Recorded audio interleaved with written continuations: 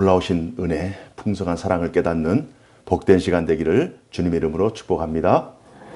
여러분 각자에게 임하기를 축복합니다. 오늘 말씀의 제목은 인간은 무엇으로 사는가? 인간은 무엇으로 사는가? 이 짧은 본문에서 인생이란 무엇이며 인간의 진정한 필요는 어떤 것이고 인간은 어느 때 행복하며 인간은 무엇으로 사는가를 함축적으로 설명하고 있습니다. 이 시간 우리의 인생을 하나님 앞에 세워서 본문에게 질문을 하고 본문을 통해 인생의 답을 얻는 우리 모두가 되기를 주님 이름으로 축복합니다. 오늘 본문에 크게 한 세 사람이 등장하죠. 날 때부터 안진뱅이, 거린, 구걸하는 자. 시간이 되어서 늘 성전 미문, 성전 입구에서 구걸하는 거린, 그리고 예수님의 제자인 베드로와 요한. 1절에 보면 이 성전에서 구걸하는 안진뱅이가 9시 기도 시간에 맞춰서 무엇을 얻을까 하여 구걸을 합니다.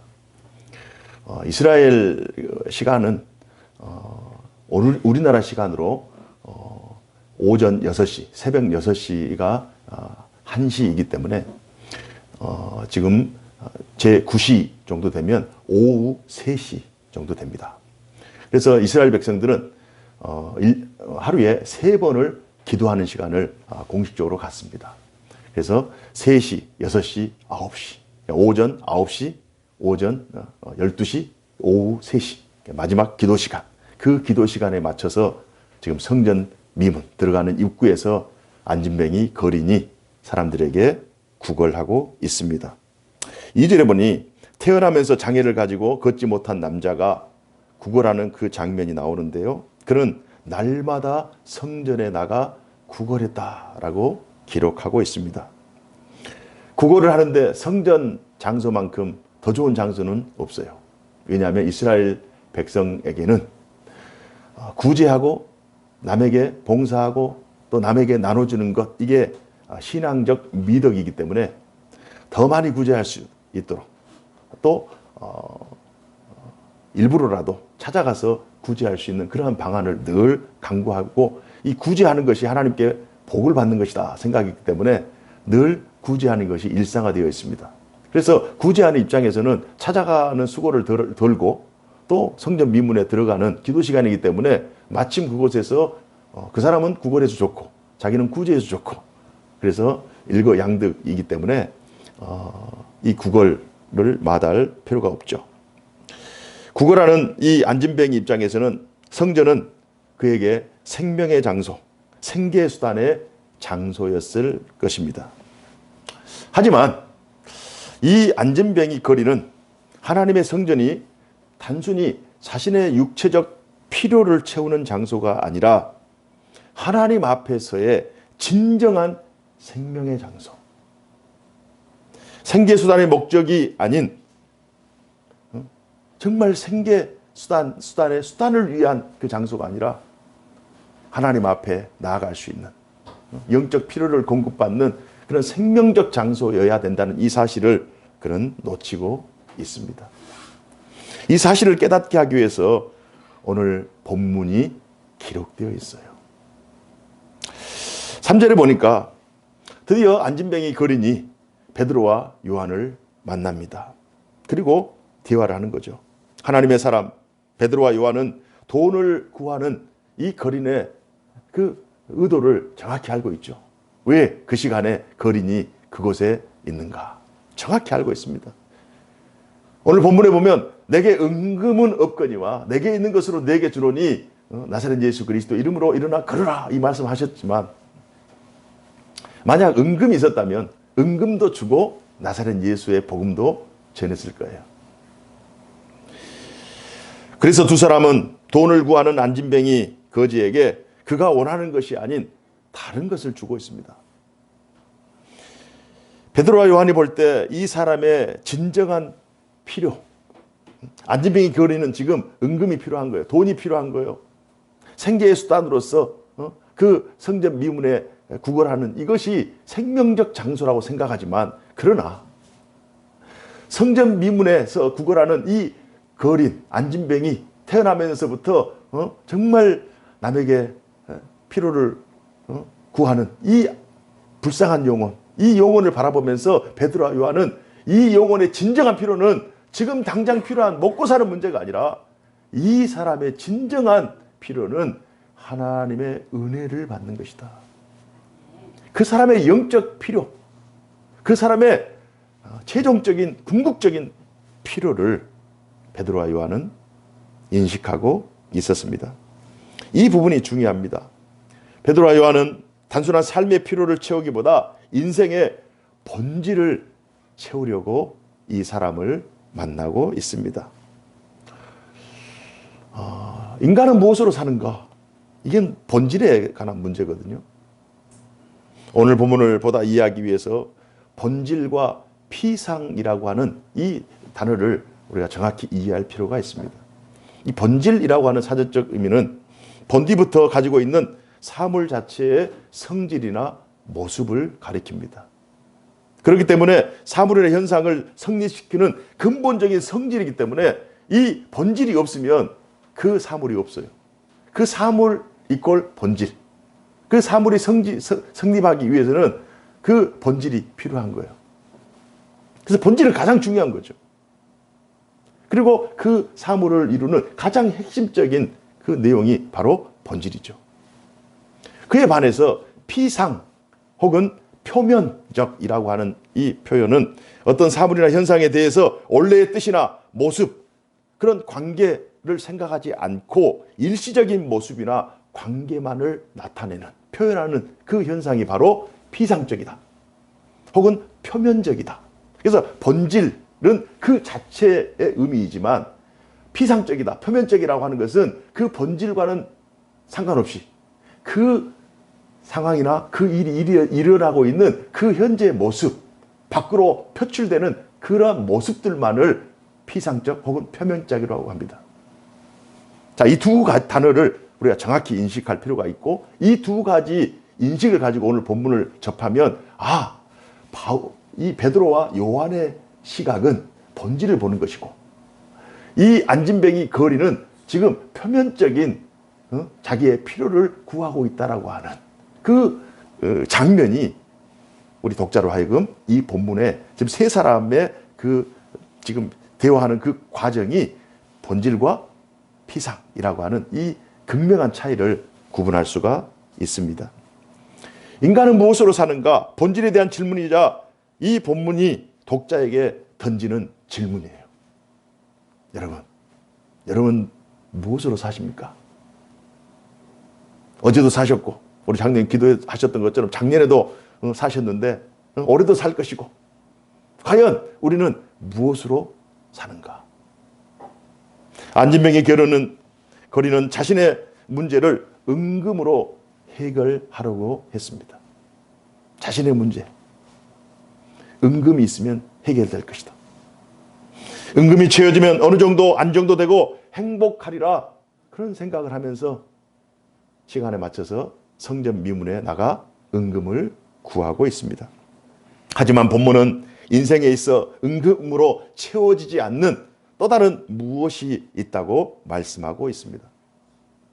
사람들은 자신의 필요가 채워지면 행복하리라고 생각하지만 결코 그렇지 않아요. 결코 자신의 필요가 채워져서 행복하다, 잠시 행복할 수 있겠죠. 사랑하는 여인을 만나고 그 여인과 함께하면 행복할 것이다. 어떤 직업을 얻고 그 직업을 내가 원하는 그 직장에 들어가면 행복할 것이다. 어떤 취미생활 하는데 어떤 경지에 이르고 어떤 수준에 이르면 내가 행복할 것이다. 그러나 그 행복이 영원할까요? 물론 은금이 삶의 필수적인 것은 당연한 것입니다. 은금이 필요하죠. 물질이 필요하죠. 하지만 은금이 인생의 궁극적인 최종적인 목적이 되는 것은 인생을 피상적으로 접근하는 거예요. 사람들은 행복을 은금으로 사려 하지만 그러나 은금으로 살 수 없는 것이 있어요. 헐리우드의 최고 스타, 탑 배우가 한 고백입니다.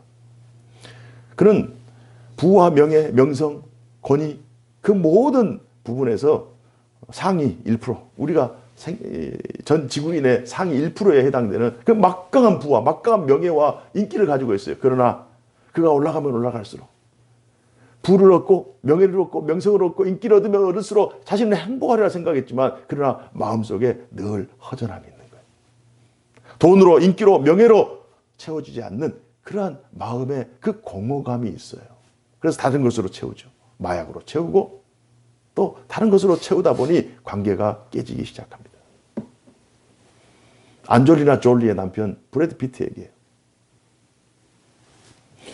그 허전함을 채우는 것, 인간 본질의 문제로 접근할 때만이 이 문제를 해결할 수 있는 거예요. 본문은 이 문제를 언급하고 있는 것입니다. 그렇다면 무엇이 인간의 참된 행복인가? 모든 사람들은 행복하기를 원해요. 모든 부모는 자녀들이 행복하기를 원합니다. 모든 사랑하는 사람들은 그 사랑하는 대상이 행복하기를 원해요. 나로 인해서 행복하기를 원하고 그 사람 때문에 내가 행복하기를 원하고.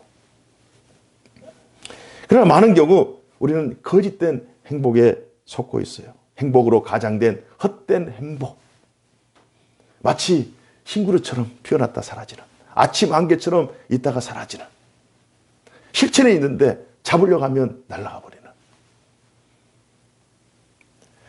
본문이 표면적으로 볼 때는 안진뱅이 거지의 필요는 분명히 돈이에요. 분명히 은금이에요. 육체적 치료이고 육체적 회복일 수 있습니다. 하지만 궁극적인 안진뱅이의 필요는 그 영혼이 하나님 앞에 나아가는 거예요. 성전에서 구걸하는 것이 아니라 성전에서 하나님을 만나는 거예요.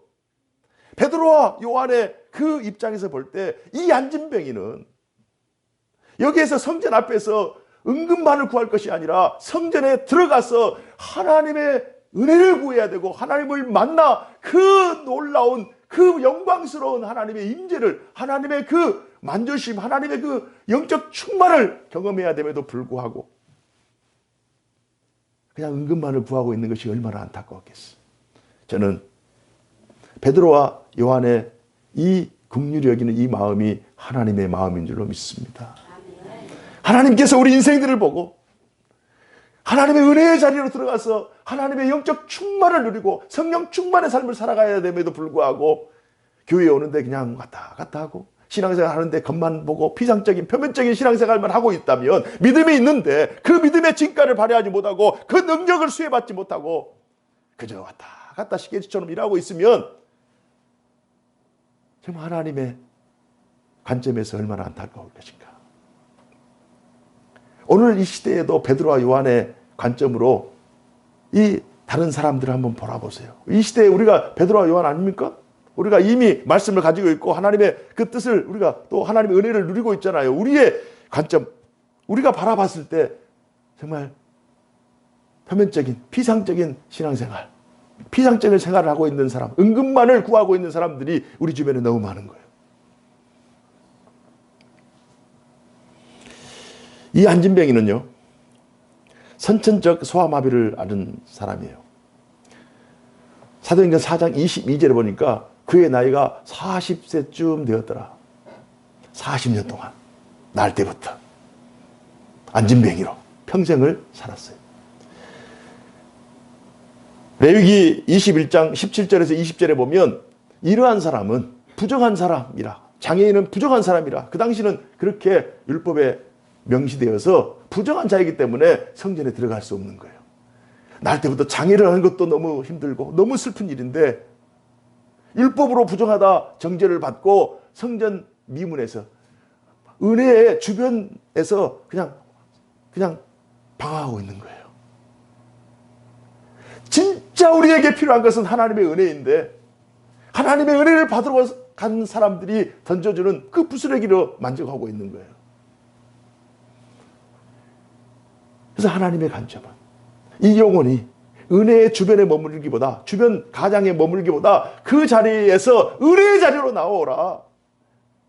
그래서 주 예수 그리스도 이름으로 그 자신의 한계를 치료하기 시작하죠. 장애를 가지고 있기 때문에, 부정하기 때문에 하나님의 성전에 들어가지 못하잖아요. 육체를 치료하죠.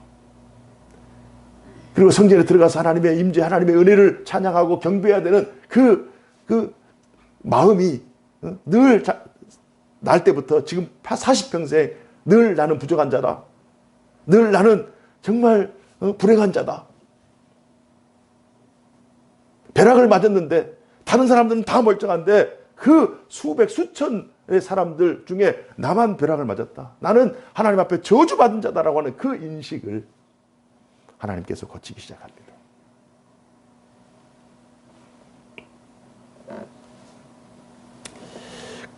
하나님은 이 문제를 해결해 주세요.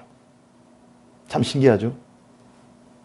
안진뱅이 거리는 은금이 있으면 자신의 문제가 해결될 것이다. 자신의 생계가 해결될 것이다. 자신의 기쁨을 얻을 것이다. 라고 하면서 오늘도 어떤 기대감을 가지고 성전 민문에 나갔을 거예요. 그러나 하나님은 은금을 뛰어넘는, 은금을 초월하는, 이 세상이 줄 수 있는 그 어떤 기쁨, 그것을 뛰어넘는 하나님의 놀라우신 은혜를 예비하고 있는 줄로 믿습니다. 하나님 앞에 나아가게 하기 위해서 베드로와 요한을 그에게 보내는 거죠. 베드로와 요한을 만나게 하는 거죠.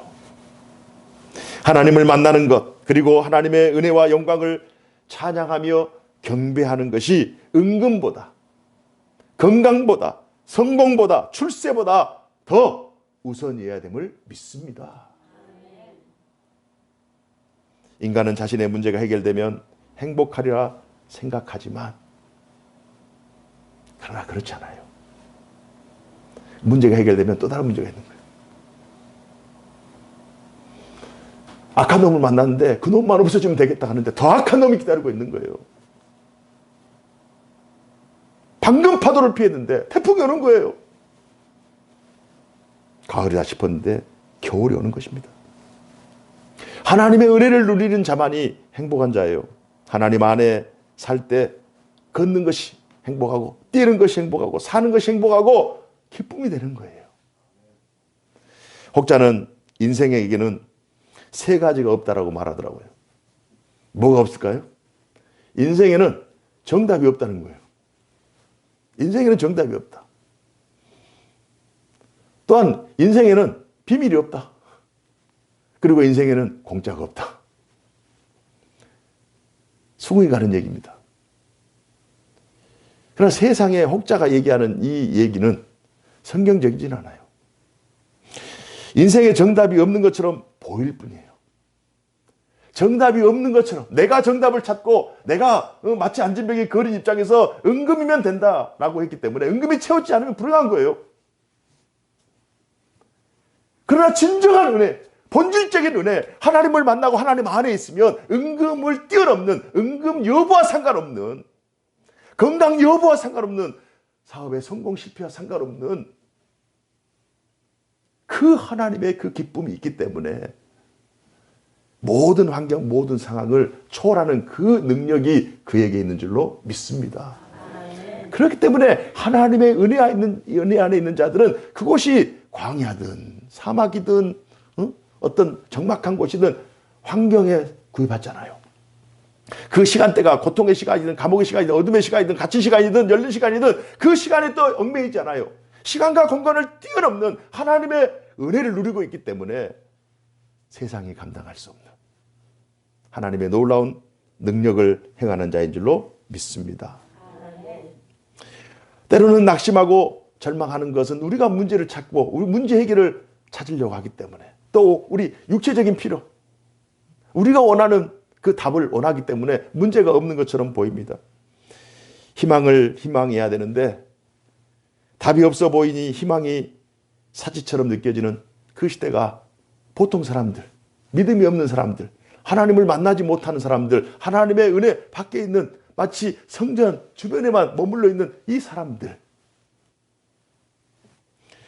중세 신학자 토마스 아퀴나스는 위대한 말을 했어요. 초대교회는 은금이 없고 예수의 이름이 있었다. 그러나 지금은 은도 있고 금도 있는데 예수 이름이 없다. 여러분 어떻게 생각하세요? 초대교회는 은도 없고 금이 없어서 은도 주고 금도 주고 돈도 주고 구제도 주고 물질도 주고 먹을 것도 주고 거기에다 복음까지 줬으면 얼마나 좋겠어요. 그러나 은금이 없어요. 가난해요. 그래서 예수 그리스도의 이름을 전하는 거예요. 이름만 주는 거예요. 그러나 오늘날에는 은도 있고 금도 있고 돈도 있고 다 있어요. 그러나 예수가 없어요. 우리의 삶 속에 인간은 무엇으로 사는가? 먹을 것만 채워주면 됩니까? 취미생활만 잘하면 돼요? 좋은 옷 입고 좋은 집에서 살고 그러면 돼요? 그렇게 해봤다잖아요. 브래드 피트가 그렇게 해봤다잖아요. 우리가 올라가지 못한, 상상하지 못할 그 엄청난 부를 가지고 있는 그가 다 해봤다잖아요. 그러나 채워지지 않는 그 영혼에 빵꾸가 난 것처럼 허기져 있는 것처럼 늘 갈망하는 어떤 그 묵직한 갈망이 있는 거예요. 그 자리는 이 세상의 것으로 채울 수 없는 거예요. 그래서 그 쾌락을 얻기 위해서 마약을 하고 그 쾌락을 얻기 위해서 중독이 되고 어때 미친 거예요. 그러나 그럼에도 불구하고 채워지지 않아요. 우리의 영혼을 채우는 것은 하나님의 임재뿐임을 믿습니다. 하나님이 채워야 될 우리의 영혼의 자리가 있는 거예요. 우리가 하나님 앞에 나아갈 때 우리 마음속에 풍족 혹은 자족이 있는 거예요.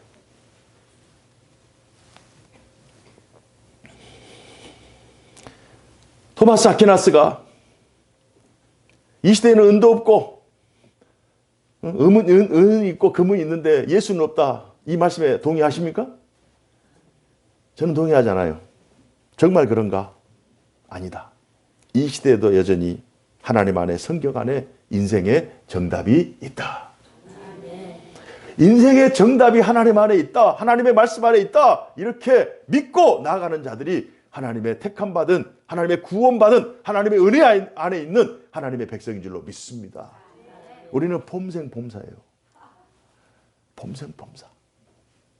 우리 스스로 재밌고 우리 스스로 즐겁고 우리 스스로 감사하고 그렇게 살아가면 돼요. 없으면 없는 대로, 있으면 있는 대로, 주시면 주시는 대로, 나중에 주신다면 기다리면서 그렇게 인생을 살아가면 돼요. 그러면 하나님께서 때와 시를 따라 우리에게 공급하신 은혜, 인도하신 은혜, 도우시는 은혜가 우리 가운데 있는 줄로 믿습니다. 내가 그 사람의 도움의 손길이 되든지 그 사람이 나의 도움의 손길이 되든지 이러면서 합력하면서 하나님의 뜻을 이루면서 나아가는 거예요. 7절, 8절 내용 한번 다 같이 읽어볼까요? 7절, 8절 다 같이 읽습니다. 시작. 오른손을 잡아 일으키니 발과 발목이 곧 힘을 얻고 뛰어서서 걸으며 그들과 함께 성전으로 들어가면서 걷기도 하고 뛰기도 하며 하나님을 찬송하니. 할렐루야. 그의 평생의 문제가 해결되는 거예요. 그의 장애가 해결되어 버린 거예요. 성전으로 나아가는 하나님을 만나는 걸림돌이 해결되어 버린 거예요. 은금만을 구했다면 최고의 의사들이 할 수 없는 일이에요. 이건 불치병이잖아요. 인생을 살아가다 보면 내 때에는 이것이 이루어지지 않을 것이다. 내 생각으로는 내가 그 일을 보면서 또 그 일을 목격하고 내 인생을 마감할 것인가. 정말 막연해 보이는 내 경험과 내 지식과 내 사고력으로는 도저히 해결되지 않는 그 일들이 하나님의 뜻 안에서 우리가 상상하지 못하는 그 순간에 상상하지 못하는 하나님의 방법으로 그 일을 이루실 줄로 믿습니다. 그래서 희망이 사치라고 생각되는 이 시대 속에서 우리는 희망을 품는 거예요. 우리는 꿈을 갖는 거예요. 말씀의 선포와 믿음의 결과로 인해 이 안진뱅이가 생전 처음 경험하는 경험을 합니다. 그럼 아침에 일어날 때 이렇게 침대에서 혹은 바닥에서 이렇게 쭉쭉 스트레칭 하고 나서 딱 일어나면 전혀 일어나는 것이 무리가 없죠. 날마다 일어나니까. 날마다 걸으니까. 가끔 뛰니까. 그러나 이 안진뱅이는 처음이었죠. 평생 처음. 평생. 하나님의 은혜가 임하고 그에게 믿음이 생기고 그 하나님의 은혜와 믿음이 만나니까 하나님의 놀라운 말씀 사건이 일어나는 거예요. 한 번도 경험해보지 못한 신기한 일이 일어나는 거예요. 발과 발목에 힘이 생기고 걷기도 하고 뛰기도 하는 거예요. 발과 발목에 힘이 생길 때의 그 기쁨, 걸을 때의 그 기쁨, 뛰는 것의 그 기쁨 얼마나 크겠어요. 얼마나 즐겁겠어요. 얼마나 기쁘겠어요. 그러면서 하나님께 찬송합니다. 진정한 찬송은 하나님 만날 때 일어나는 거예요. 하나님을 만날 때, 하나님의 은혜 안에 있을 때, 하나님의 임재 가운데 있을 때 우리의 영혼 깊은 곳에서부터 저 높이 계시는 하나님, 우리 가운데 늘 임재하시는 그 하나님의 성호를 우리의 영혼이 찬양하며 하나님 앞에 더 가까이 가는 거예요. 우리에게 진정한 기쁨, 우리에게 진정한 즐거움은 하나님 안에 있을 때, 그분을 영화롭게 하고 그분을 예배하고 그분을 높일 때 우리에게 기쁨이 있는 줄로 믿습니다. 행복은 하나님의 은총을 누리는 삶이에요. 2023년이 시작되었습니다.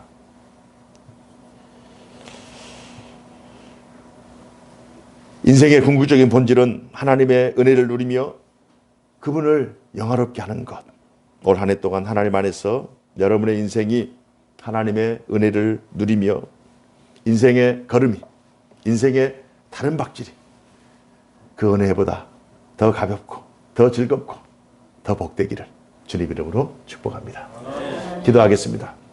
은혜로우신 하나님 아버지 감사합니다.